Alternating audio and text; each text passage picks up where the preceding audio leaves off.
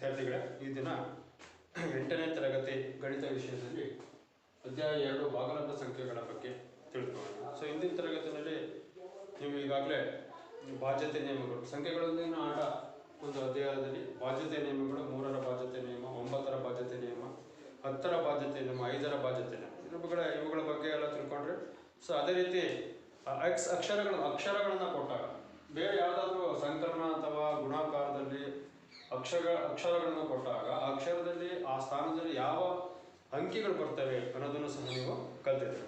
So ಈಗ ಅದರ ಮುಂದುವರೆದ ಏನು ನೆಕ್ಸ್ಟ್ ಅಧ್ಯಾಯಕ್ಕೆ ನಾವು ಬಂದರೆ ಅಧ್ಯಾಯ 2 ಭಾಗಲಬ್ಧ ಸಂಖ್ಯೆಗಳ ಬಗ್ಗೆ ನಾವು ಇವತ್ತು ಅದರ ಮೇಲಿನ ಗುಣಗಳು, ಭಾಗಲಬ್ಧ ಸಂಖ್ಯೆಗಳಂದರೆ ಏನು, ಭಾಗಲಬ್ಧ ಸಂಖ್ಯೆಗಳನ್ನು ನಾವು ಯಾವ ರೀತಿ ಬರಿತೀವಿ, ಮತ್ತು ಈ ಸಂಖ್ಯೆಗಳ ಒಂದು ಏನು ಗಣಗಳನ್ನು ನಾವು ಯಾವ ರೀತಿ ಹಿಂದಿನ ತರಗತಿಯಲ್ಲಿ ನೀವಾಗಲೇ ಪ್ರಾಥಮಿಕ ಶಾಲೆಯಲ್ಲಿ ತಿಳ್ಕೊಂಡಿದ್ದಾರೆ ಯಾವ ರೀತಿ ನಾವು ಸ್ವಾಭಾವಿಕ ಸಂಖ್ಯೆಗಳನ್ನು ನಾವು ಗಣಗಳನ್ನು ತೆಗೆದುಕೊಂಡ್ರೆ ಸ್ವಾಭಾವಿಕ ಸಂಖ್ಯೆಗಳ ಗಣ ಅಂದರೆ ಈಗಾಗಲೇ ನಿಮ್ಗೆ ಗೊತ್ತಿದೆ ಎನ್ ಅಂತ ಸೂಚಿಸ್ತೀವಿ, ನ್ಯಾಚುರಲ್ ನಂಬರ್ಸ್ ಅಂತೇಳಿ.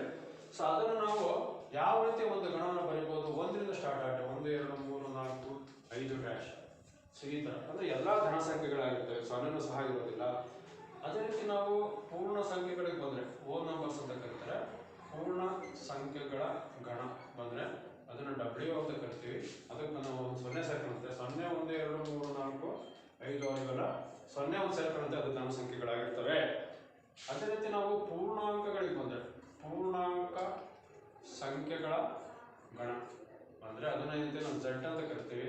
ಸೊ ಅದರಲ್ಲಿ 0 ಇರುತ್ತೆ, +1 ಇರುತ್ತೆ, +2 ಇರುತ್ತೆ, -1 -2 ಈ ಥರ ಇರ್ತವೆ. ಸೊ ಇದು ನಾವು ಪೂರ್ಣಾಂಕಗಳು ಅಂತ ಕರಿತೀವಿ.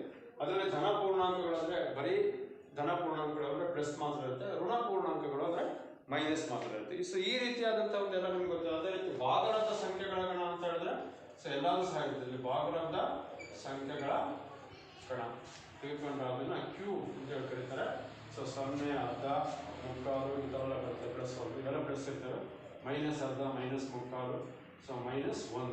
ಸೊ ಇವನ್ನೆಲ್ಲ ನಾವು ಭಾಗಲಬ್ಧ ಸಂಖ್ಯೆಗಳು ಅಂತೇಳಿ ಕರಿತೀವಿ. ಸೊ ಇವೆಲ್ಲ ಯಾಕೆ ಹೇಳ್ತಾ ಇದ್ದೀವಿ ಅಂತ ಹೇಳಿದ್ರೆ ನಿಮಗೆ ಇದರಲ್ಲಿ ಈ ಒಂದು ಗಣಗಳ ಏನು ನಾವು ಗಣಗಳನ್ನು ಮಾಡಿದ್ದೀವಿ. ಸೊ ಇದನ್ನು ನಾವು ಇದು ಆಧಾರದ ಮೇಲೆ ಇವುಗಳು ಸಂಕಲನದಲ್ಲಿ ಯಾವ ರೀತಿ ಆವೃತ್ತಿಯನ್ನು ಹೊಂದಿದೆ, ವ್ಯವಕಲನದಲ್ಲಿ ಆವೃತ್ತಿಯನ್ನು ಹೊಂದಿದೆಯಾ, ಗುಣಾಕಾರದಲ್ಲಿ ಮತ್ತು ಭಾಗಾಕಾರದಲ್ಲಿ 4 ಏನು ಕ್ರಿಯೆಗಳಿದ್ದಾವೆ, ಸಂಕಲನ, ವ್ಯವಕಲನ, ಗುಣಾಕಾರ ಮತ್ತು ಭಾಗಾಕಾರ. ಆ ಒಂದು ಕ್ರಿಯೆಗಳನ್ನು ಪ್ರತಿಯೊಂದು ಒಂದು ಗಣಗಳಿಗೂ ಸಹ ನಾವು ಅನ್ವಯಿಸ್ತಾ ಹೋಗ್ತೀವಿ. ಯಾವ್ಯಾವ ಆವೃತವಾಗಿದ್ದಾವೆ, ಆವೃತ ಆಗದಲೇ ಇರೋಂಥವು ಯಾವುವು. ಸೊ ಈ ರೀತಿಯಾದಂಥ ಒಂದು ಕ್ರಿಯೆಗಳನ್ನು ಈ ಒಂದು ಅಧ್ಯಾಯದಲ್ಲಿ ಮಾಡ್ತಾ ಹೋಗ್ತೀವಿ. ಅದಕ್ಕೋಸ್ಕರ ಈ ಒಂದು ಹಿನ್ನೆಲೆಯನ್ನು ನಾವು ನಿಮಗೆ ಹೇಳಬೇಕಾಯಿತು. ಸೊ ನಾನೀಗ ಮೊದಲನೇದಾಗಿ ಈ ಪೂರ್ಣ ಸಂಖ್ಯೆಗಳು ಹೇಗೆ ಹುಟ್ಕೊಂಡು, ಪೂರ್ಣಾಂಕ ಸಂಖ್ಯೆಗಳು ಹೇಗೆ ಹುಟ್ಕೊಂಡು ಮತ್ತೆ ಭಾಗಲಬ್ಧ ಸಂಖ್ಯೆಗಳು ಹೇಗೆ ಹುಟ್ಕೊಂಡು ಅನ್ನೋದನ್ನ ಅದರ ಮೇಲಿನ ಕ್ರಿಯೆಗಳನ್ನು ನಾವೀಗ ನೋಡ್ತಾ ಹೋಗೋಣ. ಸೊ ಉದಾಹರಣೆಗೆ ನಾವು ಬದಲು ಮನುಷ್ಯ ಭಾಗಲಬ್ಧ ಸಂಖ್ಯೆ ಅಂದರೆ ಸ್ವಾಭಾವಿಕ ಸಂಖ್ಯೆಗಳನ್ನು ಮಾತ್ರ ಅವನಿಗೆ ಅರಿವಿತ್ತು, 0 ಅದ್ರ ಬಗ್ಗೆ ಏನು ಅರಿವಿಲ್ಲ. ಉದಾಹರಣೆಗೆ ಯಾವ್ದಾದ್ರು ಒಂದು ನಾವು ಸಮೀಕರಣವನ್ನು ತೆಗೆದುಕೊಂಡ್ರೆ x + 2 = 13 ಅಂದರೆ ಸೊ ಇಲ್ಲಿ x = 11 ಆಗುತ್ತೆ. ನಾವು ಎರಡನ್ನ ಎಡದಿಂದ ಬರ್ತಾರೆ, x = 13 -2 ಆಗುತ್ತೆ. ಸೊ x = 13 2 ಆದರೆ 11 ಆಗುತ್ತೆ. ಇದು ಭಾಗಲಬ್ಧ ಸಂಖ್ಯೆಗಳನ್ನು ಇಲ್ಲಿ ನಾವು ಅದರ ಪರಿಹಾರವನ್ನು ನಾವು ಕಂಡುಹಿಡಬಹುದು. ಅದೇ ರೀತಿ ನಾವು ಇನ್ನೊಂದು ಉದಾಹರಣೆ ತೆಗೆದುಕೊಂಡ್ರೆ ಉದಾಹರಣೆ 2 ತಗೊಂಡು x + 8 5 ಅಂತ ತೆಗೆದುಕೊಂಡ್ರೆ x = ಇಲ್ಲಿ 5 ಹಾಗೆ ಇರುತ್ತೆ, -18 ಆಗ್ತದೆ, ಎರಡರಿಂದ ಬರಕ್ಕೆ ಬಂದರೆ ಸೊ x = -13 ಬರುತ್ತೆ. ಇದು ಪರಿಹಾರ, ಇದು ಮೈನಸ್ ಬರ್ತದೆ. ಸೊ ಅವಾಗ ಪೂರ್ಣಾಂಕಗಳು ಬರ್ತವೆ. ಸೊ ಅದೇ ರೀತಿ ಇನ್ನೊಂದು ಉದಾಹರಣೆ ತೆಗೆದುಕೊಂಡ್ರೆ x + 5 = 5 ಅಂತ ಹೇಳಿದ್ರೆ x = 5 - 5 x = ಎಷ್ಟು ಆಗುತ್ತೆ, 0 ಆಗುತ್ತೆ. 0 ನೋಡಿ, ಇವೆಲ್ಲ ಭಾಗಲಬ್ಧ ಇರೋದು, ಮೈನಸ್ ಇರೋದಿಲ್ಲ, 0 ಇರೋದಿಲ್ಲ ಯಾವುದರಲ್ಲಿ, ಸ್ವಾಭಾವಿಕ ಸಂಖ್ಯೆಗಳಲ್ಲಿ. ಆದ್ರಿಂದ ಮತ್ತೆ ನಾವು ಏನು ಹುಡ್ಕಂತು ಆಗ W ಅಂದರೆ ಪೂರ್ಣಾಂಕಗಳ ಸಂಖ್ಯೆಗಳು ಒಂದು ಗಣ ಹುಡ್ಕಂತ ಅವಾಗ 0 1 2 3 4 5 ಬರುತ್ತೆ. ಸೊ ಅದಾದ್ಮೇಲೆ ಮೈನಸ್ ಅನ್ನೋದು ಪೂರ್ಣಾಂಕಗಳದ್ದು ಬಂತು, ಅದಾದ್ಮೇಲೆ ಭಾಗಲಬ್ಧ ಸಂಖ್ಯೆಗಳು ಬಂತು. ಇವನ್ನೆಲ್ಲವೂ ನಾವು ಭಿನ್ನರಾಶಿನಲ್ಲಿ ಬರೆದ್ರೆ ಇದು ನ್ಯಾಚುರಲ್ ನಂಬರ್ಸ್ ಅಂತಾರೆ, ಸ್ವಾಭಾವಿಕ ಸಂಖ್ಯೆಗಳ ಗಣ. ಸೊ ಇದನ್ನ ಪೂರ್ಣ ಸಂಖ್ಯೆಗಳ ಗಣ. ಸೊ ಅದೇ ರೀತಿ ಪೂರ್ಣಾಂಕಗಳ ಗಣ. ಮತ್ತೆ ನಾವು ತೆಗೆದುಕೊಂಡ್ರೆ ಭಾಗಲಬ್ಧ ಸಂಖ್ಯೆಗಳು ಅಂದರೆ ಸ್ವಾಭಾವಿಕ ಸಂಖ್ಯೆಗಳು, ಪೂರ್ಣ ಸಂಖ್ಯೆಗಳು, ಪೂರ್ಣಾಂಕಗಳು, ಭಾಗಲಬ್ಧ ಸಂಖ್ಯೆ. ನಾವು ವೆನ್ನಲಕ್ಷಣದಲ್ಲಿ ನಾವು ಪ್ರತಿನಿಧಿಸೋದಾದ್ರೆ ಹೇಳೋದಾದ್ರೆ ನಾವು ಈ ರೀತಿಯಾಗಿ ಬರಿಬೇಕಾಗುತ್ತೆ. ಸೊ ನಾವು ಇವುಗಳ ಆಧಾರದ ಮೇಲೆ ಸೊ ನಾವು ಭಾಗಲಬ್ಧ ಸಂಖ್ಯೆಗಳನ್ನು ನಾವು Q ಅಂತ ಹೇಳಿದ್ರೆ so Q is equal to ನಾವಿಲ್ಲಿ ಮುಖ್ಯವಾಗಿ ನಾವು ಒಂದು ಪಾಯಿಂಟ್ ಬಂದ್ರೆ ಆ ಒಂದು ಅಂಶಕ್ಕೆ ಬಂದ್ರೆ ಏನು ನಾವು ಚಾಪ್ಟರ್ ಮಾಡ್ತಾ ಇದ್ದೀವಿ ಅಧ್ಯಾಯದಲ್ಲಿ ಆ ಒಂದು ಅಧ್ಯಾಯಕ್ಕೆ ಮುಖ್ಯವಾದಂತಹ ಒಂದು ಅಂಶಕ್ಕೆ ಬಂದ್ರೆ ಸೊ ನಾವಿಲ್ಲಿ ಏನಾಯ್ತು ಭಾಗಲಬ್ಧ ಸಂಖ್ಯೆಗಳನ್ನು ನಾವು ಏನಂತ ಪ್ರತಿನಿಧಿಸಬಹುದು ಅಂತ ಹೇಳಿದ್ರೆ ಭಾಗಲಬ್ಧ ಸಂಖ್ಯೆಗಳು ಸೊ ಅದನ್ನ 3/4 ಅಥವಾ 1/2 ಅಥವಾ ಇನ್ಯಾವುದು 5 ಇದನ್ನ ನಾವು ಅಂಶದಲ್ಲಿ 5 ಸೇರಿದ್ರೆ 1 ಐತೆ ಅಂತ ಇವನ್ನೆಲ್ಲ ನಾವು ಭಾಗಲಬ್ಧ ಸಂಖ್ಯೆಗಳು ಅಂತ ಹೇಳ್ತೀವಿ. ಅಂದ್ರೆ p/q ರೂಪದಲ್ಲಿ ವ್ಯಕ್ತಪಡಿಸಬಹುದಾದಂತ ಒಂದು ಸಂಖ್ಯೆಗಳನ್ನ ಭಾಗಲಬ್ಧ ಸಂಖ್ಯೆಗಳು ಅಂತೀವಿ. p ಅಂದ್ರೆ ಅಂಶ, q ಅಂದ್ರೆ ಛೇದ ಅಂದ್ರೆ q is not equal to 0 ಅಂತಾರೆ. q is not equal to ಅಂದ್ರೆ q ಎಂಬುದು ಛೇದದಲ್ಲಿ 0ಗೆ ಸಮ ಇರಬಹುದು. 0ಗೆ ಸಮ ಇದ್ರೆ ಅದು ಭಾಗಲಬ್ಧ ಸಂಖ್ಯೆ ಆಗೋದಿಲ್ಲ. ಅದನ್ನ ನಾವು ಅದನ್ನ ಅನಂತ ಅಂತ ಹೇಳಿ ಕರೀತಾರೆ. ಸೊ ಅಥವಾ ಅದನ್ನ ನಾವು ಎಕ್ಸ್ಪ್ಲೇನ್ ಮಾಡೋದಕ್ಕೆ ಆಗೋದಿಲ್ಲ, ವಿವರಿಸೋದಕ್ಕಾಗಲ್ಲ. ಕೆಳಗಡೆ 0 ಬಂತು ಅಂದ್ರೆ ಅದು ಲಕ್ಷಾಂತರ ಕೋಟ್ಯಾಂತರದ ಒಂದು ಬೆಲೆಗೆ ಹತ್ರ ಆಗ್ತಾ ಹೋಗುತ್ತೆ. ಅದಕ್ಕೋಸ್ಕರ ಅದಕ್ಕೆ ಅಂತಾರೆ p/q ರೂಪದಲ್ಲಿ ಯಾವುದೇ ಒಂದು ಭಾಗಲಬ್ಧ ಸಂಖ್ಯೆಗಳನ್ನ p/q ರೂಪದಲ್ಲಿ ವ್ಯಕ್ತಪಡಿಸೋದಾದ್ರೆ ಸೊ ಆ ವ್ಯಕ್ತಪಡಿಸ್ತಕ್ಕಂಥ ಒಂದು ಸಂಖ್ಯೆಗಳನ್ನ ನಾವಿಲ್ಲಿ ಭಾಗಲಬ್ಧ ಸಂಖ್ಯೆಗಳು ಅಂತೇಳಿ ಕರಿತಾ ಹೋಗ್ತೀವಿ. ಸೊ ಈಗ ನಾವು ಅದ್ರ ಮೇಲೆ ಪ್ರತಿಯೊಂದು ಗುಣಗಳನ್ನು ನಾವು ಈಗ ಆವೃತ್ತತೆಯ ಗುಣಗಳನ್ನು ನಾವು ಭಾಗಲಬ್ಧ ಸಂಖ್ಯೆಗಳ ಮೇಲೆ ನೋಡ್ತಾ ಹೋಗೋಣ. ಯಾವ ರೀತಿ ಅಂತೇಳಿ ಭಾಗಲಬ್ಧ ಸಂಖ್ಯೆಗಳ ಗುಣಲಕ್ಷಣಗಳು. ಭಾಗಲಬ್ಧ ಸಂಖ್ಯೆಗಳ ಗುಣಲಕ್ಷಣಗಳು. ಭಾಗಲಬ್ಧ ಸಂಖ್ಯೆಗಳ ಗುಣಲಕ್ಷಣ. ಸೊ ಇಲ್ಲಿ ಭಾಗಲಬ್ಧ ಸಂಖ್ಯೆಗಳು ಪೂರ್ಣ ಸಂಖ್ಯೆಗಳನ್ನು ನಾವು ತೆಗೆದುಕೊಳ್ಳೋಣ. ಸೊ ಮೊದಲನೇದಾಗಿ ಪೂರ್ಣ ಸಂಖ್ಯೆಗಳು. ಪೂರ್ಣ ಸಂಖ್ಯೆಗಳನ್ನು W ಅಂತೀವಿ. ಸೊ ಅದರ ಯಾವ ಇರ್ತವೆ ಅಂತ ಗೊತ್ತಿಲ್ಲ. ಪೂರ್ಣ ಸಂಖ್ಯೆಗಳು ಯಾವ ಅಂಕಿಗಳು ಇರ್ತವೆ ಅಂತ 0, 1, 2, 3, 4, 5, 6 ಎಲ್ಲ ಇರ್ತವೆ. ಸೊ ಡ್ಯಾಶ್ ಅಂತ ಹೇಳಿದ್ರೆ ಸೊ ಎಲ್ಲ ಅನಂತವಾಗಿ ಎಲ್ಲವೂ ಸಹ ಇವನ್ನ ಮೂಲ ಕ್ರಿಯೆಯನ್ನು ನಾವು ನೋಡೋಣ. ಮೂಲ ಕ್ರಿಯೆ ಅಂದ್ರೆ ಯಾವುದಿಲ್ಲ? ಸಂಕಲನ ಮತ್ತೆ ವ್ಯವಕಲನ, ಗುಣಾಕಾರ ಮತ್ತೆ ಭಾಗಾಕಾರ. ಸೊ ಈಗ ಸಂಕಲನ ನೋಡೋಣ. ಸೊ ಉದಾಹರಣೆಗೆ ಸ್ವಾಭಾವಿಕ ಸಂಖ್ಯೆ ತಗೊಂಡ್ಕೊಳ್ಳೋಣ. ಅಲ್ಲಿ 0+5 ಪೂರ್ಣ ಸಂಖ್ಯೆಗಳು. 0 ನಾವು ಯಾವ್ದಾದ್ರು ಒಂದು ಸಂಕಲನ ಮಾಡಿದ್ರೆ ಅದು ಪೂರ್ಣ ಸಂಖ್ಯೆಗಳು ಅಂತಂದ್ರೆ ಸೊ ಪೂರ್ಣ ಸಂಖ್ಯೆಗಳಲ್ಲಿ ಬರ್ತಕ್ಕಂಥ ಯಾವುದೇ ನಂಬರ್ನ ನಾವು ತೆಗೆದುಕೋಬೇಕಾಗುತ್ತೆ. ಸೊ 0+5 ಅಂತ ತಗೊಂಡ್ರೆ ಅದು 5 ಆಗುತ್ತೆ, ಅಥವಾ 5+1 ಅಂತ ತಗೊಂಡ್ರೆ 6 ಆಗುತ್ತೆ. ಏನ್ ನಾವು ಸಂಕಲನದ ನಂಬರ್ಗಳನ್ನ ತೆಗೆದುಕೊಳ್ತೀವಿ ಅದು ಪೂರ್ಣ ಸಂಖ್ಯೆಗಳೇ ಆಗಿರ್ಬೇಕು. ಅದು ಬರ್ತಕ್ಕಂಥ ಆನ್ಸರ್ ಉತ್ತರನೂ ಸಹ ಪೂರ್ಣ ಸಂಖ್ಯೆಗಳಾಗಿರ್ಬೇಕು. ಅವಾಗ ಮಾತ್ರ ಅದು ಆವೃತ್ತಿ ಆಗಿದೆ ಅಂತೇಳಿ ನಾವು ಹೇಳ್ಬೋದು. ಆದ್ದರಿಂದ ನಾವಿಲ್ಲಿ ಹೇಳ್ಬೋದು ಪೂರ್ಣ ಸಂಖ್ಯೆಗಳು ಸಂಕಲನ ಕ್ರಿಯೆಯಲ್ಲಿ ಆವೃತವಾಗಿದೆ ಅಂತೇಳಿ ನಾವು ಹೇಳ್ಬೋದು. ಈಗ ಆವೃತವಾಗಿದೆ ಅಂತ ಏನಂತ ಗೊತ್ತಾಯ್ತಲ್ಲ, ಅಂದ್ರೆ ಪೂರ್ಣ ಸಂಖ್ಯೆಗಳಲ್ಲಿ ಇರ್ತಕ್ಕಂಥ ಗಣಗಳಲ್ಲಿ ಇರ್ತಕ್ಕಂಥ ಅಂಕಿಗಳನ್ನೇ ತಗೋಬೇಕು. ನೆಕ್ಸ್ಟ್ ಅದಕ್ಕೆ ಸಂಕಲನ ಮಾಡಿದಾಗ ಬರ್ತಕ್ಕಂಥ ಆನ್ಸರ್ ಪೂರ್ಣ ಸಂಖ್ಯೆಯಲ್ಲಿ ಇರಬೇಕು. ಹಂಗಿದ್ರೆ ಮಾತ್ರ ಅದನ್ನು ಆವೃತವಾಗಿದೆ ಅಂತೇಳಿ ನಾವು ಹೇಳ್ತೀವಿ. ಇಲ್ಲಾಂದ್ರೆ ಆವೃತ ಆಗಿಲ್ಲ ಅಂತ ಹೇಳಿ ಕರಿತೀವಿ. ಸೊ ಉದಾಹರಣೆ ಬೇರೆ ನೀವು ತಗೋಬಹುದು. ಉದಾಹರಣೆಗೆ ನಾವು 100 ತಗೋಣ.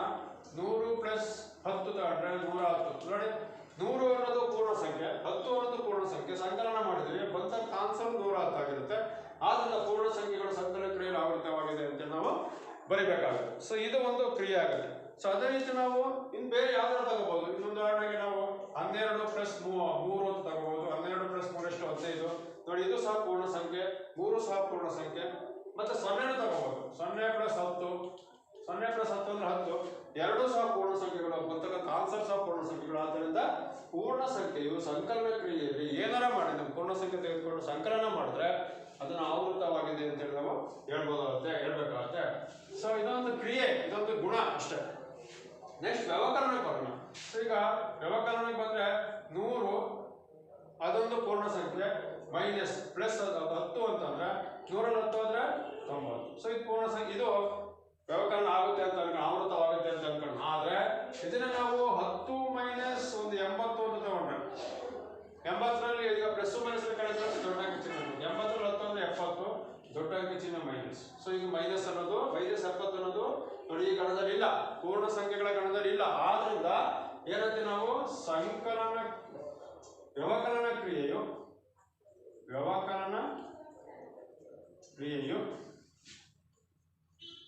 ಪೂರ್ಣ ಸಂಖ್ಯೆಯ ಕ್ರಿಯೆಯಲ್ಲಿ ಆವೃತವಾಗಿಲ್ಲ ಅಂತೇಳಿ ಹೇಳ್ಬೋದು. ಆವೃತವಾಗಿಲ್ಲ ಅಂತೇಳಿ. ಸೊ ಇದು ಆವೃತ ಆಗಲ್ಲ. ಯಾಕಂದ್ರೆ ನೋಡಿ 2 ನಂಬರು ಇಲ್ಲಿ ತಾಂಡಿರ್ತಕ್ಕಂಥ ಎರಡೂ ಸಂಖ್ಯೆಗಳು ಏನಪ್ಪ ಅಂದ್ರೆ ಅದು ಪೂರ್ಣ ಸಂಖ್ಯೆನೇ ಇದೆ. ಆದ್ರೆ ಬರ್ತಕ್ಕಂಥ ಆನ್ಸರ್ ಇದೆಯಲ್ಲ ಅದು ಪೂರ್ಣ ಸಂಖ್ಯೆ ಇಲ್ಲ, ಅದು ಪೂರ್ಣಾಂಕದಲ್ಲಿ ಇರುತ್ತೆ. ಆದ್ದರಿಂದ ವ್ಯವಕಲನ ಕ್ರಿಯೆಯು ಪೂರ್ಣ ಸಂಖ್ಯೆ ಕ್ರಿಯೆಯಲ್ಲಿ ಆವೃತವಾಗಿಲ್ಲ ಅಂತೇಳಿ ಹೇಳ್ಬೋದು. ಅಂದ್ರೆ ನಾವಿಲ್ಲಿ ವ್ಯವಕಲನ ಮಾಡಬೇಕಾದ್ರೆ ಆ ಪೂರ್ಣ ಸಂಖ್ಯೆಯು ಅದಕ್ಕೆ ಆವೃತವಾಗಿಲ್ಲ ಅಂತೇಳಿ ಹೇಳ್ಬೇಕಂತ ನಾನು ಹೇಳಿದೆ ನಿಮ್ಗೆ. ಅದ್ರ ಏನು ಅದನ್ನ ಕ್ರಿಯೆ ಮಾಡಬೇಕು ಅಂದ್ರೆ ಗುಣಗಳೇನು, ನಾವೇನು 2 ನಂಬರ್ ತಗೊಳ್ತೀವಿ ಅದೇನು ಕ್ರಿಯೆ ಇರುತ್ತೆ, ಸಂಕಲನ ವ್ಯವಕಲನ ಏನಿರುತ್ತೆ ಅವೆಲ್ಲ ಮಾಡಿದಾಗ ಬರ್ತಕ್ಕಂಥ ಆನ್ಸರು ಸಹ ಆ ಗಣದಲ್ಲಿ ಇದ್ರೆ ಅದನ್ನ ನಾವು ಹೇಳ್ತೀವಿ ಆವೃತವಾಗಿದೆ ಅಂತೀವಿ. ಅದಿಲ್ಲ ಅಂದ್ರೆ ಆವೃತವಾಗಿಲ್ಲ ಅಂತೇಳಿ ಹೇಳ್ತೀವಿ. ಸೊ ಅದೇ ರೀತಿ ನಾವು ಗುಣಾಕಾರ ತೆಗೆದುಕೊಳ್ಳೋಣ. ಗುಣಾಕಾರ, ಈಗ ಗುಣಾಕಾರದಲ್ಲಿ ಯಾವ್ದಾದ್ರು ನೀವು 2 ನಂಬರ್ ಪೂರ್ಣ ಸಂಖ್ಯೆಲೇ ಇರ್ತಕ್ಕಂಥ 2 ನಂಬರ್ ತಗೊಳ್ಳೋಣ. ಯಾವ್ದಾಗಿರ್ಬೋದು, ಒಂದು 18 ಇಂಟು 0 ಅಂತ ತಗೊಳ್ಳೋಣ, 0 ಬಂತು. ಅದೇ ರೀತಿ 15 ಇಂಟು ಒಂದು 7 ಅಂತ ತಗೋಬಹುದು. ಇವೆರಡು ಪೂರ್ಣ ಸಂಖ್ಯೆಗಳು ನೋಡಿ. 15 7 ಪೂರ್ಣ ಸಂಖ್ಯೆಗಳೇ, 18 0 ಸಹ ಪೂರ್ಣ ಸಂಖ್ಯೆ, ಬರ್ತಕ್ಕಂಥ ಆನ್ಸರ್ ಸಹ ಪೂರ್ಣ ಸಂಖ್ಯೆ. ಸೊ ಅಲ್ಲಿಗೆ 15 7 ಇಷ್ಟಾದಲ್ಲಿ 15 75 30 105. ಸೊ 105 ಸಹ ಒಂದು ಪೂರ್ಣ ಸಂಖ್ಯೆ. ಆದ್ದರಿಂದ ನಾವೇನಂತ ಹೇಳ್ಬೋದು, ಗುಣಾಕಾರ ಕ್ರಿಯೆಯು ಪೂರ್ಣ ಸಂಖ್ಯೆ ಗುಣಾಕಾರ ಕ್ರಿಯೆಯಲ್ಲಿ ಆವೃತವಾಗಿದೆ ಅಂತ ಹೇಳ್ಬೋದು ನಾವು, ಆವೃತವಾಗಿದೆ ಅಂತೇಳಿ. ಸೊ ಈಗ ನೋಡಿ, ಗುಣಾಕಾರ ಕ್ರಿಯೆ ಸಂಕಲನ ಕ್ರಿಯೆ ಆಯಿತು, ಗುಣಾಕಾರ ಕ್ರಿಯೆಯನ್ನು ಆವೃತ ಆಗಿದೆ, ವ್ಯವಕಲನ ಆಗಲ್ಲ. ಅದೇ ರೀತಿ ನಾವು ಇನ್ನೊಂದು ಕ್ರಿಯೆ ಐತೆ ಭಾಗಾಕಾರ ನೋಡೋಣ. ಸೊ ಈಗ ಗೊತ್ತಾಗ್ತೈತೆ ಕ್ರಿಯೆಗಳಂದ್ರೆ ಏನಂತೇಳಿ. ನಾವೇನು ಇರ್ತಕ್ಕಂಥ 4 ಮೂಲಭೂತ ಕ್ರಿಯೆಗಳು ಯಾವುದು, ಸಂಕಲನ, ವ್ಯವಕಲನ, ಗುಣಾಕಾರ, ಭಾಗಾಕಾರ. ಪೂರ್ಣ ಸಂಖ್ಯೆಯಲ್ಲಿ ಇರ್ತಕ್ಕಂತಹ ನಂಬರ್ ಅನ್ನೇ ತಗೋಬೇಕು, ಅದೇ ಅಂಕಿಗಳನ್ನು ತೆಗೆದುಕೋಬೇಕು, ಅಲ್ಲಿ ಏನ್ ಹೇಳ್ತೀವಿ ಆ ಕ್ರಿಯೆಯನ್ನು ಮಾಡಬೇಕು. ಬರ್ತಕ್ಕಂಥ ಆನ್ಸರ್ ಇದೆಯಲ್ಲ ಉತ್ತರ, ಅದು ಆ ಪೂರ್ಣ ಸಂಖ್ಯೆಗಳ ಗಣದಲ್ಲಿದ್ರೆ ಅದು ಆವೃತವಾಗಿದೆ ಅಂತ, ಇಲ್ಲ ಅಂದ್ರೆ ಆವೃತವಾಗಿಲ್ಲ. ಸೊ ಇದು ಇಷ್ಟು ಒಂದು ಕಂಡೀಷನ್. ಆ ಕಂಡೀಷನ್ ನಾವು ಲೆಕ್ಕ ಮಾಡಬೇಕು. ಈಗ ನೆಕ್ಸ್ಟ್ ಇನ್ನೊಂದು ಇರ್ತಕ್ಕಂಥ ಕ್ರಿಯೆ, ಅದು ಮೂಲಭೂತ ಕ್ರಿಯೆ. ಈಗ ಸಂಕಲನ, ವ್ಯವಕಲನ, ಗುಣಾಕಾರ ಆಯ್ತು. ಇನ್ನೊಂದು ಯಾವ್ದಿರೋದು, ಭಾಗಾಕಾರ. ಸೊ ಅಲ್ಲಿ ಭಾಗಾಕಾರ ಕ್ರಿಯೆಯನ್ನು ನಾವು ಈಗ ಮಾಡಿದಾಗ, ಸೊ ಅದು ಏನಾದ್ರು ನಾವು 2 ನಂಬರ್ ಅದನ್ನ ತಗೋಬೇಕು ಭಾಗಾಕಾರ ಕ್ರಿಯೆಯನ್ನು. ಸೊ ಈಗ ಯಾವ್ದು ಮಾಡ್ಬೇಕು, ಈಗ ಭಾಗಾಕಾರ ಕ್ರಿಯೆ ಮಾಡಿ. ಮೂಲಭೂತ ಕ್ರಿಯೆ 4 ಮೂಲಭೂತ ಕ್ರಿಯೆ ಪೂರ್ಣ ಸಂಖ್ಯೆಗಳನ್ನೇ ತಗೋಬೇಕು. ಸೊ ಭಾಗಾಕಾರ ಉದಾಹರಣೆ 1/2. ಸೊ ಡಿವೈಡೆಡ್ ಬೈ 4 ಅಂತ ಅನ್ಕೊಳ್ಳೋಣ. ಸೊ 1/4 ಅನ್ನೋದು ಏನಾಯ್ತು, 1/2 ಡಿವೈಡೆಡ್ ಬೈ 4 ಒಂದೇ ತೆಗೆದುಕೋಬೇಕು. 1/2 ಇಂಟು 4/1 ಅಲ್ಲಿ ಎಷ್ಟಾಯ್ತು, ಎಷ್ಟಾಯ್ತು 2 2 4. ಸೊ ಈಗ 2 ಬಂತು, ಒಂದು ಆನ್ಸರ್ ಬರುತ್ತೆ. ನೆಕ್ಸ್ಟ್ ಇನ್ನೊಂದು ಬರೋಣ, 1 ಡಿವೈಡ್ ಬೈ 2 ಡಿವೈಡೆಡ್ ಬೈ 10 ಮಾಡೋಣ. ಡಿವೈಡೆಡ್ ಬೈ 1/3 ಮಾಡಿದ್ರೆ, ಸೊ ಡಿವೈಡ್ ಬೈ 1/3. ಸೊ 2 ಈಗ 1 ಡಿವೈಡ್ ಬೈ 2, ಇದು 1 ಮತ್ತು 3 ಎರಡೂ ಸಹ ಅದು ಸಹ ಪೂರ್ಣ ಸಂಖ್ಯೆನೇ ಆಗಿದೆ. ಅಥವಾ ಇನ್ನು 5 ಅಂತ ಬೇಕಾದ್ರೆ ಮಾಡ್ಕೋಬಹುದು ನಿಮ್ಗೆ. ಹಂಗು ಈಗ 1 ಅನ್ನೋದು ಪೂರ್ಣ ಸಂಖ್ಯೆ, 2 ಅನ್ನೋದು ಪೂರ್ಣ ಸಂಖ್ಯೆ. ನಾವೇನ್ ಮಾಡ್ತಿದ್ವಿ, ಡಿವೈಡೆಡ್ ಮಾಡ್ತಿದ್ವಿ. ಬಟ್ ಇದು ಬೇಡ, ಬಿಟ್ಬಿಟ್ರೆ ನೀವು 2 ಅಂತ ತಗೊಳ್ಳಿ. ಸೊ 2 ಡಿವೈಡೆಡ್ ಬೈ 5 ಅಂತಂದ್ರೆ ಏನಾಗಿರ್ತದೆ, 2 ಡಿವೈಡ್ ಬೈ 5, 5ರಿಂದ 2 ಬಾಕ್ಸಿ ಹೋಗುತ್ತಾ, ಪಾಯಿಂಟ್ ಹಾಕಿ 20 ಆಯ್ತು. 5 4 20. ಸರಿ, ಎಷ್ಟು ಬಂದಿದ್ದು ಆನ್ಸರು 0.4 ಬರುತ್ತೆ. ಎಷ್ಟು ಬರುತ್ತೆ, 0.4 ಬರುತ್ತೆ. ಈ 0.4 ಪೂರ್ಣ ಸಂಖ್ಯೆ ಇದೆಯಾ, ಇಲ್ಲ. ಸೊ ಇಲ್ಲಿ ನಮ್ಗಿಂತ 0 1 2 3 4 5 6 ಹೊರತು 0.4 ಇಲ್ಲ. ಆದ್ರಿಂದ ನಾವು ಭಾಗಾಕಾರ ಕ್ರಿಯೆ ಏನಂತ ಬರೀಬಹುದು, ಪೂರ್ಣ ಸಂಖ್ಯೆಗಳು ಭಾಗಾಕಾರ ಕ್ರಿಯೆಯಲ್ಲಿ ಆವೃತವಾಗಿಲ್ಲ ಅಂತೇಳಿ ನಾವು ಸುಲಭವಾಗಿ ಬರಬಹುದು. ಇದೇ ರೀತಿ ಯಾವ ಬೇಕು ಉದಾಹರಣೆ ತಗೋಬಹುದು. ಉದಾಹರಣೆಗೆ ಇನ್ನೊಂದು ಬೇಕಾದ್ರೆ ಯಾವ್ದೋ ಒಂದು ಪೂರ್ಣ ಸಂಖ್ಯೆ. ಈಗ ಒಂದು 10 ಡಿವೈಡೆಡ್ ಬೈ 3 ಅಂತ ತೆಗೆದುಕೊಳ್ಳೋಣ. ಸೊ ಇವೆರಡು ಪೂರ್ಣ ಸಂಖ್ಯೆಗಳೇ, ಭಾಗಾಕಾರ ಕ್ರಿಯೆ ಮಾಡ್ತಾ ಇದ್ದೀವಿ. ಸೊ ಈಗ 10 ಡಿವೈಡ್ ಬೈ 3 ಅಂದ್ರೆ 3ರಿಂದ 10ನ್ನ ಭಾಗಿಸ್ಬೇಕು ನಾವು. ಭಾಗಿಸಿದ್ರೆ 3 3 9, 1 ಉಳಿತು, ಪಾಯಿಂಟ್ ಆಗ್ತದೆ, 10 ಆಯ್ತು. 3 3 9 ಈ ತರ ಹೋಗ್ತೇನೆ. ಎಷ್ಟು ಬರ್ತದೆ ಆನ್ಸರು 3.3. 3.3 ಈ ಒಂದು ಪೂರ್ಣ ಸಂಖ್ಯೆ ಇದೆಯಾ ಗಣದಲ್ಲಿ, ಇಲ್ಲ. ಅದಕ್ಕೋಸ್ಕರ ಭಾಗಾಕಾರ ಕ್ರಿಯೆಯು ಪೂರ್ಣ ಸಂಖ್ಯೆಗಳಿಗೆ ಆವೃತವಾಗಿಲ್ಲ. ಪೂರ್ಣ ಸಂಖ್ಯೆಗಳನ್ನು ನಾವು ಭಾಗಾಕಾರ ಕ್ರಿಯೆ ಮಾಡಿದಾಗ ಅದು ಆವೃತವಾಗಿಲ್ಲ ಅಂತೇಳಿ ನಾವು ಸುಲಭವಾಗಿ ಹೇಳ್ಬೋದು. ಇದು ಒಂದು ಆವೃತತೆಯ ನಿಯಮ. ಭಾಗಾಕಾರ ಸಂಖ್ಯೆಗಳ ಗುಣಗಳನ್ನು ನಾವು ಇಲ್ಲಿ ನಾವು ಮಾಡ್ತಾ ಹೋಗ್ತಿದ್ವಿ. ಆವೃತ್ತತೆಯ ನಿಯಮವನ್ನು ನಾವಿಲ್ಲಿ ಕಲಿತಾ ಹೋಗ್ತಾ ಇದ್ದೀವಿ. ಸೊ ಆದ್ದರಿಂದ ಮೂಲಭೂತ ಕ್ರಿಯೆಗಳು. ನೆಕ್ಸ್ಟ್ ಈಗ ನಾವು ಪೂರ್ಣ ಸಂಖ್ಯೆಗಳಿಗಾಗಿ ಪೂರ್ಣಾಂಕಗಳಿಗೆ ಮಾಡೋಣ. ಈಗಾಗಲೇ ನೀವು ಸ್ವಾಭಾವಿಕ ಸಂಖ್ಯೆಗಳಿಗೆ ಮಾಡಿದ್ರ ಅದರಲ್ಲಿ ಭಾಗಾಕಾರ ಕ್ರಿಯೆ ಮತ್ತು ಸಂಕಲನ ಕ್ರಿಯೆ ಆಗಲಿಲ್ಲ. ಸೊ ನಾವು ಬೇಕಾದ್ರೆ ಯಾಕೆ ಸ್ವಾಭಾವಿಕ ಸಂಖ್ಯೆಗಳ ಗಣಕ ಮಾಡಿದ್ರು ಬರೋದಿಲ್ಲ ನೋಡ್ಬೇಕು. ಸ್ವಾಭಾವಿಕ ಸಂಖ್ಯೆಗಳ ಗಣ ಇದಕ್ಕೆ ಮಾಡಿದ್ರು ಬರೋದಿಲ್ಲ. ಸೊ ನಾವು ಉದಾಹರಣೆಗೆ ಒಂದು ತಗೊಂಡ್ರೆ, ಸೊ ಯಾವ್ದಾದ್ರು ಸಂಕಲನ ಕ್ರಿಯೆ ತೆಗೆದುಕೊಂಡ್ರೆ ಸಂಕಲನ ಬರುತ್ತೆ. ಸೊ ಈಗ 1 + 2 3.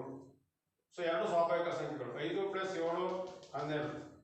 ಸೊ ಅದೇ ರೀತಿ 10 + 15 25. ಸೊ ಇವೆಲ್ಲ ಸ್ವಾಭಾವಿಕ ಸಂಖ್ಯೆಗಳು ನೋಡಿ. ಸ್ವಾಭಾವಿಕ ಸಂಖ್ಯೆಗಳು 1 2. ಸೊ 3 ಸಹ ಸ್ವಾಭಾವಿಕ ಸಂಖ್ಯೆ. ಆದ್ದರಿಂದ ಸಂಕಲನ ಕ್ರಿಯೆ ಸ್ವಾಭಾವಿಕ ಸಂಖ್ಯೆಗಳ ಗಣಕ್ಕೆ ಆವೃತವಾಗಿದೆ ಅಂತ ಹೇಳ್ಬೋದು. ಸೊ ಎರಡನೇ ನಾವು ವ್ಯವಕಲನ ಮಾಡಿದ್ರೆ ಬರೋದಿಲ್ಲ. ವ್ಯವಕಲನ ಮಾಡಿದ್ರೆ ಬರೋಲ್ಲ. ಸೊ ಬೇಕಾದ್ರೆ ನೋಡಿ. ಸೊ 1 - 2 - 1 ಎಲ್ಲ ಒಂದೊಂದು ಬರ್ತವೆ ಅಷ್ಟೇ. 5 - 7 - 2. ಬಟ್ 7 - 5 + 2 ಎಲ್ಲ ನಾವು ಯಾವುದೇ ನಂಬರ್ ತೆಗೆದುಕೊಂಡ್ರು ಅಲ್ಲಿ ಬರ್ಬೇಕಲ್ಲ. ಸೊ ಬಂದ್ರೆ ಮಾತ್ರ ಅದನ್ನು ನಾವು ಆವೃತವಾಗಿದೆ ಅಂತೀವಿ. ಯಾವುದೇ ನಾವು ಉಲ್ಟಾ ತೆಗೆದುಕೊಂಡ್ರು ಅಷ್ಟೇ 7 5 ತಗೋಬಹುದು ಅಥವಾ 5 2 ತಗೋಬಹುದು. ಕೆಲವೊಂದು ಟೈಮ್ ಬರುತ್ತೆ, ಕೆಲವೊಂದು ಟೈಮ್ ಬರೋದಿಲ್ಲ. ಸೊ ಆದ್ದರಿಂದ ಕೆಲವು ಸಂದರ್ಭದಲ್ಲಿ ಬರುತ್ತೆ. ಆದ್ದರಿಂದ ನಾವು ಹೇಳ್ತೀವಿ ವ್ಯವಕಲನ ಕ್ರಿಯೆಯು ಸ್ವಾಭಾವಿಕ ಸಂಖ್ಯೆಗಳ ಗಣಕ್ಕೆ ಆವೃತವಾಗಿಲ್ಲ ಅಂತ ಹೇಳ್ತೀವಿ. ಅದೇ ರೀತಿ ಗುಣಾಕಾರನೂ ಅಷ್ಟೇ. ಗುಣಾಕಾರ ಮಾಡಿದ್ರು ಬರೋದಿಲ್ಲ. ಗುಣಾಕಾರ ತೆಗೆದುಕೊಳ್ಳಿ. ಗುಣಾಕಾರ ಮಾಡಿದ್ರೆ ಸರಿ 5 4 5 4 20 ಬರುತ್ತಿದ್ದು. ಸೊ ಅದೇ ರೀತಿ 10 3 30. ಸೊ ಗುಣಾಕಾರ ಬರುತ್ತೆ. ಆದ್ದರಿಂದ ಗುಣಾಕಾರ ಕ್ರಿಯೆಯು ಸ್ವಾಭಾವಿಕ ಸಂಖ್ಯೆಗಳ ಗಣಕ್ಕೆ ಆವೃತವಾಗಿದೆ ಅಂತ ಹೇಳ್ಬೋದು. ಭಾಗಾಕಾರ ತೆಗೆದುಕೊಂಡ್ರೆ ಬರೋದಿಲ್ಲ. ಭಾಗಾಕಾರ ಸೊ 5/4 ಇದನ್ನ ತೆಗೆದುಕೊಂಡ್ರೆ ಹೋಗುತ್ತಾ 4 4 ಪಾಯಿಂಟ್ ಅಲ್ಲಿ 1/4. ಸೊ 1.05 1.25 ಇದು ಭಾಗಾಕಾರ ಕ್ರಿಯೆ ಮಾಡಿದಾಗ ಸ್ವಾಭಾವಿಕ ಸಂಖ್ಯೆಗಳಿಗೆ ಆವೃತವಾಗಿಲ್ಲ ಅಂತೇಳಿ ನಾವು ಹೇಳ್ಬೋದು. ಬೇರೆ ಇನ್ನೊಂದು ತೆಗೆದುಕೋಬಹುದು. ಅದೇ ರೀತಿ ಇನ್ನೊಂದು ಯಾವುದು 2/10 ತೆಗೆದುಕೊಂಡ್ರೆ 0.2 ಆಗುತ್ತೆ. 0.2 ಅನ್ನೋದು ಸ್ವಾಭಾವಿಕ ಸಂಖ್ಯೆಗಳ ಗಣದಲ್ಲಿ ಇಲ್ಲ. ಆದ್ರಿಂದ ಭಾಗಾಕಾರ ಕ್ರಿಯೆಯು ಮತ್ತೆ ವ್ಯವಕಲನ ಕ್ರಿಯೆಯು ಸ್ವಾಭಾವಿಕ ಯಾವುದು ನಾವು ಇದು ಪೂರ್ಣ ಸಂಖ್ಯೆ ಏನು ತೆಗೆದುಕೊಳ್ತೀವಿ ನಾವು ವ್ಯವಕಲನ ಕ್ರಿಯೆ ಮತ್ತೆ ಭಾಗಾಕಾರ ಕ್ರಿಯೆಯನ್ನ ಅದನ್ನು ಆವೃತವಾಗಿಲ್ಲ ಅಂತೇಳಿ ಹೇಳ್ಬೋದು ಸ್ವಾಭಾವಿಕ ಸಂಖ್ಯೆಗಳ ಗಣಕ್ಕೆ. ಸೊ ಅದೇ ರೀತಿ ಬೇರೆ ಇನ್ನು ಇದೇ ಥರ ನಂಬರ್ಗಳನ್ನು ನಾವು ಬೇರೆ ಬೇರೆ ಸಂಖ್ಯೆಗಳು ತೆಗೆದುಕೊಂಡು ಬೇರೆ ಬೇರೆ ಕ್ರಿಯೆಗಳನ್ನು ನಾವು ಮಾಡ್ಬೋದು. ಸೊ ಉದಾಹರಣೆಗೆ ಇನ್ನೊಂದು ಮತ್ತೆ ತಗೊಂಡಿದ್ದಾರೆ ಏನೋ ಪೂರ್ಣಾಂಕಗಳು. ಸೊ ಪೂರ್ಣಾಂಕಗಳನ್ನು ತೆಗೆದುಕೊಂಡು ನಾವು ಪೂರ್ಣಾಂಕಗಳ ಗಣ ನಿಮ್ಗೆ ಗೊತ್ತಾಗಿದೆ ಯಾವುದು ಅಂತೇಳಿ. ಪೂರ್ಣಾಂಕಗಳು ಗಣ ಇದನ್ನು ನಾವು Z ಅಂತ ಕರಿತೀವಿ. ಇಲ್ಲಿ 0 ಇರುತ್ತೆ, +1 +2 +3 -1 -2 -1. ಸೊ ಇದಾಗುತ್ತೆ. ಸೊ ಇದನ್ನು ನಾವು ಮಾಡ್ತಾ ಹೋಗೋಣ. ಸೊ ಯಾವ್ಯಾವ್ದು ಬರುತ್ತೆ ಪೂರ್ಣಾಂಕಗಳು ಯಾವುದಕ್ಕೆ ಆವೃತ ಆಗಿದೆ ಯಾವುದಕ್ಕೆ ಆಗಿಲ್ಲ ಅನ್ನೋದನ್ನು ನಾವಿಲ್ಲಿ ನೋಡ್ತಾ ಹೋಗೋಣ. ಸೊ ಇಲ್ಲಿ ಪೂರ್ಣ ಸಂಖ್ಯೆ ಪೂರ್ಣಾಂಕಗಳು ಗುಣಾಕಾರದಲ್ಲಿ ಯಾವ ಥರ ಆಗಿರುತ್ತೆ, ಭಾಗಾಕಾರದಲ್ಲಿ ಆಗುತ್ತೆ, ಸಂಕಲನದಲ್ಲಿ ಆಗುತ್ತೆ. ಒಂದೊಂದು ಸರಿ ನೋಡ್ತಾ ಹೋಗೋಣ. ಫಸ್ಟ್ ಸಂಕಲನ ತೆಗೆದುಕೊಳ್ಳೋಣ. ಸಂಕಲನ ಅಂದರೆ ಕೂಡೋದು ಪೂರ್ಣಾಂಕಗಳನ್ನೇ ತೆಗೆದುಕೋಬೇಕು. ಸೊ ಯಾವುದಿರಲಿ ಪೂರ್ಣಾಂಕಗಳನ್ನೇ ತೆಗೆದುಕೊಂಡು ನಾವು ಲೆಕ್ಕವನ್ನು ಮಾಡಬೇಕಾಗುತ್ತೆ. ಸೊ ಸಂಕಲನ ಮಾಡಬೇಕಾಗುತ್ತೆ. ಈಗ -1 +5 ಅಂತ ತಿಳ್ಕೊಳ್ಳಿ. ಸೊ 4 ಬಂತು. -1 ಪೂರ್ಣಾಂಕಗಳ ಗಣದಲ್ಲಿದೆ. ನಾವು ಸಂಕಲನ ಮಾಡ್ತಾ ಇದ್ದೀವಿ. ಬರ್ತಕ್ಕಂಥ ಆನ್ಸರ್ 4 ಇದೆ. ಅದು ಸಹ ಪೂರ್ಣಾಂಕ ಇದರಲ್ಲಿ ಇದೆ. ಯಾವುದರಲ್ಲಿ ಪೂರ್ಣಾಂಕಗಳ ಗಣದಲ್ಲಿ ಇದೆ. ಅದಕ್ಕೋಸ್ಕರ ನೆಕ್ಸ್ಟ್ ಬೇಕಾದ್ರೆ ನೀವು ಇದನ್ನೇ ಉಲ್ಟಾ ಬೇಕಾದ್ರೆ ಮಾಡ್ಕೋಬಹುದು. -7 + 2 ಅಂತ ಅನ್ಕೊಳ್ಳಿ -5. ಸೊ ಇವು ಸಂಕಲನಕ್ಕೆ ಆಗುತ್ತೆ. ಆದ್ದರಿಂದ ಪೂರ್ಣಾಂಕಗಳ ಗಣವು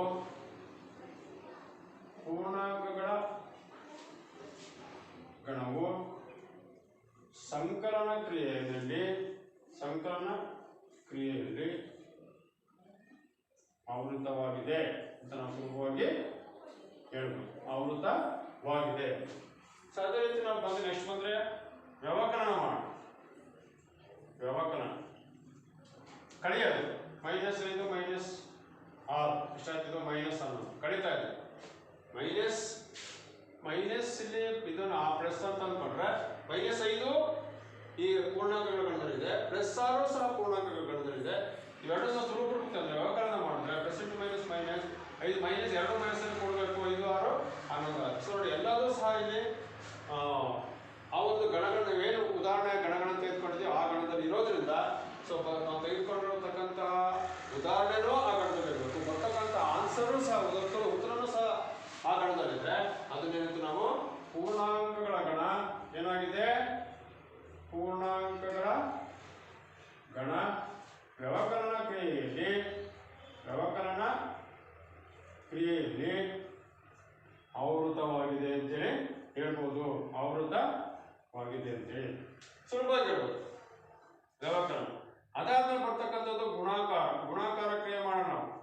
ಸೊ ಅಂದ್ರೆ ಯಾವ್ದಾದ್ರು ಒಂದು ಗಣವನ್ನು ತೆಗೆದುಕೊಂಡು 4 ಮೂಲಭೂತ ಕ್ರಿಯೆಗಳನ್ನು ನಾವು ನಡೆಸಿದಾಗ ನಾವು ಅದರಲ್ಲಿರ್ತಕ್ಕಂತಹ ಗಣಗಳಲ್ಲಿರ್ತಕ್ಕಂಥ ಸಂಖ್ಯೆಗಳನ್ನು ತೆಗೆದುಕೊಂಡು ಬರ್ತಕ್ಕಂಥ ಉತ್ತರನೂ ಸಹ ಅದೇ ಸಂಖ್ಯೆಗಳ ಗಣದಲ್ಲಿ ಇದ್ರೆ ಅದು ಆವೃತವಾಗಿದೆ ಅಂತ. ನಾನೀಗ ಸಂಕಲನ ಮಾಡಿದೆ, ವ್ಯವಕಲನ ಮಾಡಿದೆ, ಗುಣಾಕಾರ ಮಾಡಿದಾಗ ಏನಾಗೋಣ. ಸೊ ಉದಾಹರಣೆಗೆ -7 × -5 -7 ನೋಡಿ, -7 ಪೂರ್ಣಾಂಕಗಳ ಗಣದಲ್ಲಿದೆ, -5 ಪೂರ್ಣಾಂಕ ಗಣದಲ್ಲಿದೆ. ಇದು ಬಂದಿದ್ದಂತ ಆನ್ಸರ್ ಪೂರ್ಣಾಂಕ ಗಣದಲ್ಲಿ ಇರೋದ್ರಿಂದ ಇದನ್ನ ನಾವು +35 ಆದ್ರಿಂದ ಇದನ್ನು ಆವೃತವಾಗಿದೆ ಅಂತೇಳಿ ಹೇಳ್ಬೋದು. ಮತ್ತೆ ಇನ್ನೊಂದು ಉದಾಹರಣೆ ತಗೋಬಹುದು ಬೇಕಾದ್ರೆ. ಸೊ ನಾವೀಗ ಯಾವ್ದಾರ ಒಂದು 12 + 12 ಅನ್ಕೊಳ್ಳೋಣ, -3 ಅನ್ಕೊಳ್ಳಿ. 12 3 36 ಆಯ್ತು. ನೋಡಿ, ತೆಗೆದುಕೊಂಡಿರ್ತಂತ ಎರಡು ಉದಾಹರಣೆಗಳು ಪೂರ್ಣಾಂಕಗಳಿದೆ, ಬಂದಿರ್ತಂತ ಆನ್ಸರ್ ಪೂರ್ಣಾಂಕ ಇದೆ. ಆದ್ದರಿಂದ ಗುಣಾಕಾರ ಕ್ರಿಯೆಯು ಏನಾಗಿದೆ, ಆವೃತವಾಗಿದೆ ಅಂತೇಳಿ ನಾವು ಬರಿಬಹುದು. ನೆಕ್ಸ್ಟ್ ಭಾಗಾಕಾರ ಬರೋಣ.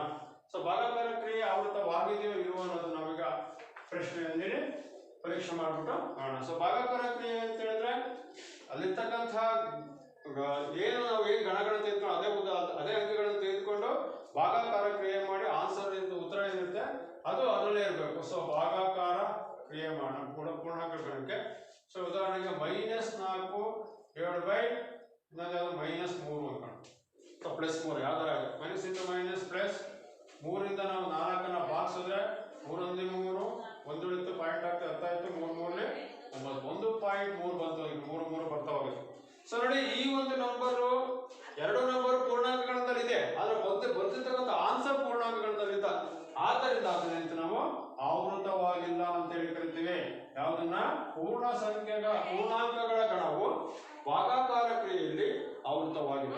ಅಂದ್ರೆ ಯಾವ್ಯಾವುದಕ್ಕಾಗಿದೆ, ಸಂಕಲನಕ್ಕಾಗಿದೆ, ವ್ಯವಕಲನಕ್ಕಾಗಿದೆ, ಗುಣಾಕಾರಕ್ಕಾಗಿದೆ, ಅದೇ ಭಾಗಾಕಾರಕ್ಕೆ ಆಗಿಲ್ಲ. ಸೊ ಅದಕ್ಕೆ ನಮಗೆ ಯಾವ ಒಂದು ಈ ಕ್ರಿಯೆಗಳನ್ನ ನಾವು ಮಾಡ್ತೀವಿ, ಸೊ ಆ ಕ್ರಿಯೆಗಳನ್ನ ಮಾಡಿದಾಗ ಅಲ್ಲಿರ್ತಕ್ಕಂಥ ಇದರಲ್ಲಿ ತೆಗೆದುಕೊಂಡು ನಾವೇನ್ ಮಾಡ್ಬೇಕಾಗತ್ತೆ, ಮೂಲಭೂತ ಕ್ರಿಯೆಗಳನ್ನು ನಡೆಸಿ ಅದ್ರಲ್ಲಿ ಬಂದಿರ್ತಕ್ಕಂಥ ಆನ್ಸರ್ ಏನಿದೆ ಉತ್ತರ ಅದು ಸಹ ಅದೇ ಗಣದಲ್ಲಿದ್ದಾಗ ಅದನ್ನು ನಾವು ಆವೃತವಾಗಿದೆ ಅಂತೇಳಿ ಹೇಳ್ತಾ ಹೋಗ್ತೇವೆ.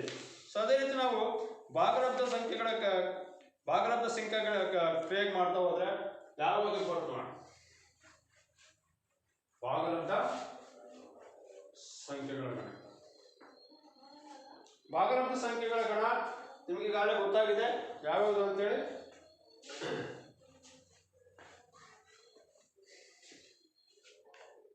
ಭಾಗಲಬ್ಧ ಸಂಖ್ಯೆಗಳ ಗಣ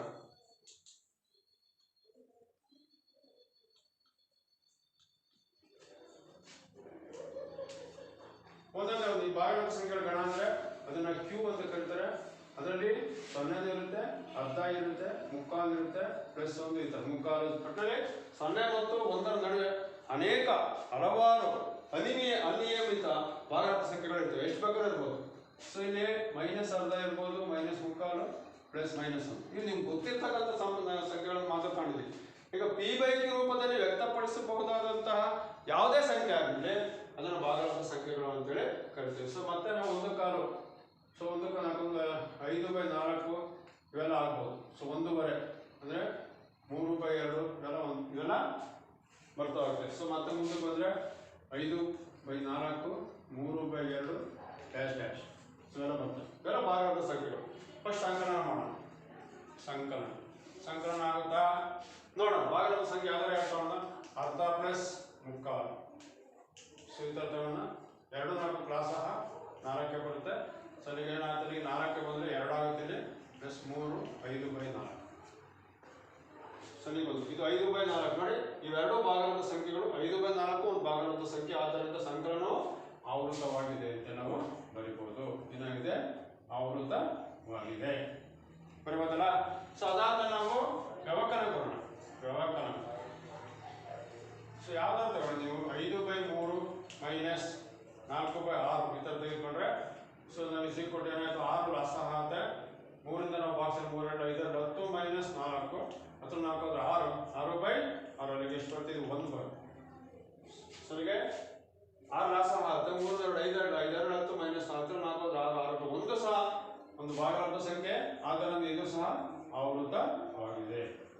ನೆಕ್ಸ್ಟ್ ವ್ಯವಕಲನ ಆಯ್ತು. ಅದಾದ್ಮೇಲೆ ಗುಣಾಕಾರ ತೆಗೆದುಕೊಳ್ಳೋಣ. ಗುಣಾಕಾರ ಸೊ ಯಾವ್ದಾರು ಒಂದು ತೆಗೆದುಕೊಳ್ಳಿ. 3/5 8 ಯಾವುದು 4/2 ಈ ತರ ತೆಗೆದುಕೊಳ್ಳಿ. ಸೊ ಬೇಡ 4/7 ಅಂತ ತೆಗೆದುಕೊಳ್ಳಿ. ಸೊ ಎರಡು ಗುಣಾಕಾರ ಮಾಡಿ ಗೊತ್ತಿದೆ. 4 3 12 25 35. ಸೊ ನೋಡಿ ಇಲ್ಲಿ ತಗೊಂಡಿರೋದು ಭಾಗಲಬ್ಧ ಸಂಖ್ಯೆ, ಬಂದಿರ್ತಕ್ಕಂಥ ಆನ್ಸರ್ ಭಾಗಲಬ್ಧ ಸಂಖ್ಯೆ. ಆದ್ದರಿಂದ ಗುಣಾಕಾರ ಕ್ರಿಯೆಯು ಆವೃತವಾಗಿದೆ ಅಂತ ನಾವು ಸುಲಭವಾಗಿ ಹೇಳ್ಬೋದು. ಆವೃತವಾಗಿದೆ ಅಂತ. ನೆಕ್ಸ್ಟ್ ಬಂದ್ರೆ ಭಾಗಾಕಾರ ಕ್ರಿಯೆ ಬರೋಣ. ಭಾಗಾಕಾರ ಕ್ರಿಯೆ ಬಂದ್ರೆ ಯಾವ್ದಾರ ಮಾಡಿ ನೀವು 5/2 / 3/5 ಅನ್ಕೋಣ. ಸೊ 5/2 ಭಾಗಾಕಾರ ಕ್ರಿಯೆ 5/2 × 5/3 ಇದೇ 25 3 6. ಸೊ ನೋಡಿ ಇದು ತಗೊಂಡಿರ್ತಕ್ಕಂಥ ಎರಡು ನಂಬರು ಭಾಗಲಬ್ಧ ಸಂಖ್ಯೆ ಅಂದ್ರೆ ಮಾಡ್ತಕ್ಕಂಥ ಕ್ರಿಯೆನು ಭಾಗಾಕಾರ ಮಾಡಿದಾಗ ಇದು ಭಾಗಲಬ್ಧ ಸಂಖ್ಯೆ ಬಂತು. ಎಲ್ಲಕ್ಕೂ ಬರ್ತವೆ ಆದ್ರೆ 0ಗೆ ಮಾತ್ರ ಬರೋದಿಲ್ಲ. ಸೊ ಉದಾಹರಣೆಗೆ ನಾವು 0 ಮಾಡಿದ್ರೆ ಸೊ ಉದಾಹರಣೆಗೆ ಯಾವುದು 5/3 / 0 ಅಂದ್ರೆ so this not equal to ಇದಕ್ಕೆ ಯಾವುದೇ ಒಂದು ಇದಿಲ್ಲ. ಅದರಿಂದ ಇದು ಇನ್ಫಿನಿಟಿ ಅಂತ ಇದು ಅನಂತ ಆಗುತ್ತೆ. ಭಾಗಲಬ್ಧ ಕ್ರಿಯೆ ಭಾಗಲಬ್ಧ ಸಂಖ್ಯೆ ತೆಗೆದುಕೊಂಡು ಅದನ್ನ 0ಯಿಂದ ಭಾಗಿಸಿದ್ರೆ ಅದಕ್ಕೆ ಲಕ್ಷಾಂತರ ಅದು ಕೋಟ್ಯಾಂತರ ಆನ್ಸರ್ ಬರುತ್ತೆ. ಅದನ್ನ ಅನಂತ ಅಂತ ಹೇಳ್ತೀವಿ. ಅದನ್ನ ಸೊ ನಾಟ್ ಡಿಫೈನ್ಡ್ ಅಂತ ಹೇಳ್ಬೋದು. ಏನಂತಾರೆ ನಾಟ್ ಡಿಫೈನ್ಡ್, ವಿವರಿಸೋದಕ್ಕೆ ಆಗಲ್ಲ ಅಂತ ನಾಟ್ ಡಿಫೈನ್ಡ್. ಸೊ ಅದರಿಂದ ಹಿಂಗೆಲ್ಲ ಮುಂದಕ್ಕಿಂತ SLCಗಳು ಬರ್ತಾ ಹೋಗುತ್ತೆ. ನಾಟ್ ಡಿಫೈನ್ಡ್ ಅಂದ್ರೆ 0 ಛೇದದ 0 ಬಂದ್ರೆ ಏನಾಗ್ತಂತೆ. ಆದ್ದರಿಂದ ಭಾಗಾಕಾರ ಕ್ರಿಯೆಯು ಭಾಗಲಬ್ಧ ಸಂಖ್ಯೆಗಳಿಗೆ ಆವೃತವಾಗಿಲ್ಲ ಅಂತೇಳಿ ನಾವು ಹೇಳ್ಬೋದು. ಸೊ ಎಲ್ಲ ಸಂಕಲನ ವ್ಯವಕಲನ ಗುಣಾಕಾರ ಎಲ್ಲದೂ ಆಗುತ್ತೆ, ಆದ್ರೆ ಭಾಗಾಕಾರ ಕ್ರಿಯೆಗೆ ಆವೃತವಾಗಲ್ಲ. ಅಂದ್ರೆ ಟೋಟಲ್ ಆಗಿ ನಾವು ಏನಂತ ಹೇಳ್ಬೋದು, ಇಷ್ಟು ಇದುವರೆಗೂ ನೀವು ಯಾವ್ದ್ರದ್ದು ಕ್ರಿಯೆಗಳ ಆವೃತವಾಗಿರೋದನ್ನ ನಾವು ಯಾವ ರೀತಿ ಅಂದ್ಕೊಂಡು ಸ್ವಾಭಾವಿಕ ಸಂಖ್ಯೆಗಳು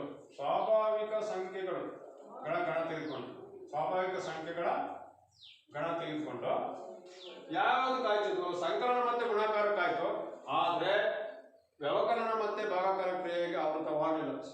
ಅದೇ ನಾವು ಪೂರ್ಣ ಸಂಖ್ಯೆಗಳಿಗೆ ಬಂದಾಗ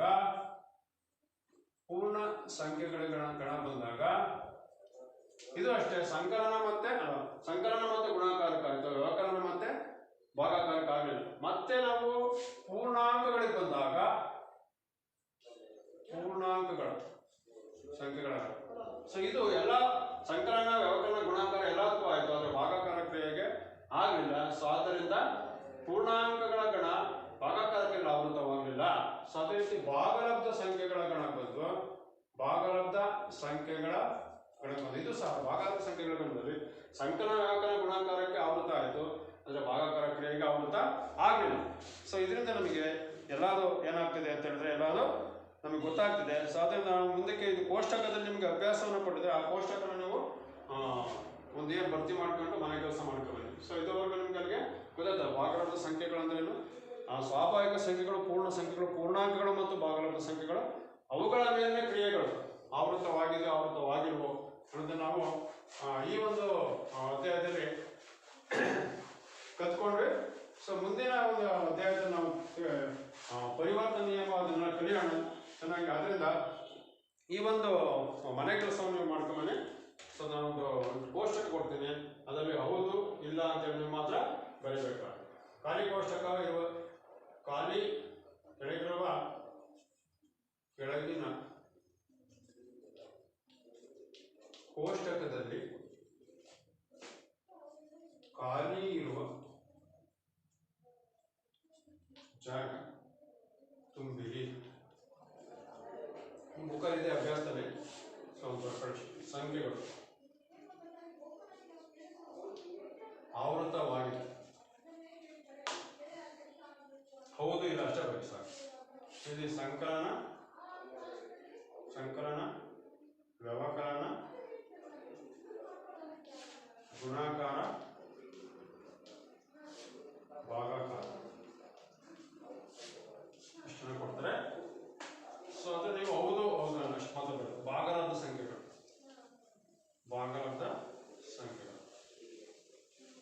ಪೂರ್ಣಾಂಕಗಳು ಪೂರ್ಣ ಸಂಖ್ಯೆಗಳು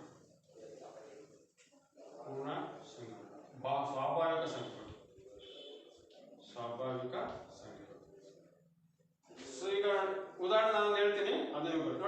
ಭಾಗಾಂಶ ಸಂಖ್ಯೆ ಸಂಕಲನ ಕ್ರಿಯೆಯಲ್ಲಿ ಆವೃತವಾಗಿದೆಯಾ? ಹೌದು ಅಂತ ಬರೀ. ಆಗಿಲ್ಲ. ಭಾಗಾಂಶ ಸಂಖ್ಯೆ ವ್ಯವಕಲನ ಕ್ರಿಯೆಯಲ್ಲಿ ಆವೃತವಾಗಿದೆಯಾ? ಆಗಿದ್ರೆ ಹೌದು ಅಂತ ಬರೀ, ಇಲ್ಲ ಅಂದ್ರೆ ಇಲ್ಲ ಅಂತ ಬರೀ. ಸೊ ಭಾಗಾಂಶ ಸಂಖ್ಯೆ ಗುಣಾಕಾರ ಕ್ರಿಯೆಯಲ್ಲಿ ಆವೃತವಾಗಿದೆಯಾ? ಆಗಿದ್ರೆ ಆಗಿದೆ ಅಂತ ಹೌದು ಅಂತ ಬರೀ, ಇಲ್ಲ ಅಂದ್ರೆ ಇಲ್ಲ ಬರೀ. ಸೊ ಇದು ಭಾಗಾಕಾರ ಕ್ರಿಯೆಯಲ್ಲಿ ಆಗಿದೆಯಾ? ಎಲ್ಲವೂ ಅದೇ ತರ ಬಂದ್ಬಿಟ್ಟು ನೀವು ಈ ಒಂದು ಕೋಷ್ಟಕವನ್ನು ಭರ್ತಿ ಮಾಡ್ಕೊಂಡ್ಬನ್ನಿ. ಸೊ ಇದು ನಿಮಗೆ ಒಂದು ಮನೆ ಕೆಲಸ ಆಗುತ್ತೆ. ಸೊ ಇದುವರೆಗೂ 8ನೇ ತರಗತಿ 2ನೇ ಅಧ್ಯಾಯ ಭಾಗಲಬ್ಧ ಸಂಖ್ಯೆಗಳು, ಅವುಗಳ ಮೇಲಿನ ಕ್ರಿಯೆಗಳು, ಮತ್ತೆ ಸ್ವಾಭಾವಿಕ ಸಂಖ್ಯೆ, ಪೂರ್ಣ ಸಂಖ್ಯೆ, ಪೂರ್ಣಾಂಕಗಳ ಭಾಗಲಬ್ಧ ಸಂಖ್ಯೆಗಳನ್ನು ಮತ್ತೆ ಇನ್ನೊಂದ್ಸರಿ ರಿಕಾಲ್ ಮಾಡಿದಾಗ ನಿಮಗೆ ಏನು ಮಿಡ್ಲ್ ಸ್ಕೂಲಲ್ಲಿ ಕಲ್ತಿರ್ತೀರ ಅದನ್ನು ನಾವಿಲ್ಲಿ ಮತ್ತೆ ಇನ್ನೊಂದ್ಸರಿ ಕಲಿತಾ ಹೋಗ್ತೀವಿ. ಸೊ ಆ ಕ್ರಿಯೆಗಳನ್ನು ಕಲ್ತ್ಕೊಂಡು ನಿಮಗೆ ಮುಂದಿನ ಒಂದು ತರಗತಿಗಳಿಗೆ ತುಂಬ ಅನುಕೂಲ ಆಗುತ್ತೆ. ಸೊ ಇದುವರೆಗೂ ನೀವು ಇದನ್ನು ಕಲ್ತಿರೋದ್ರಿಂದ ನಿಮಗೆ ಧನ್ಯವಾದಗಳು ಹೇಳ್ತಾ ನಾನಿಲ್ಲಿ ಈ ಒಂದು ಅಧ್ಯಾಯವನ್ನು ಇಲ್ಲಿಗೆ ನಿಲ್ಲಿಸ್ತಾ ಇರ್ತೀನಿ. ಮುಂದಕ್ಕೆ ನಾವು ಇದನ್ನೇ ಮುಂದುವರೆದ ಭಾಗವನ್ನು ಕಲಿತಾ ಮಾಡೋಣ. ಧನ್ಯವಾದ.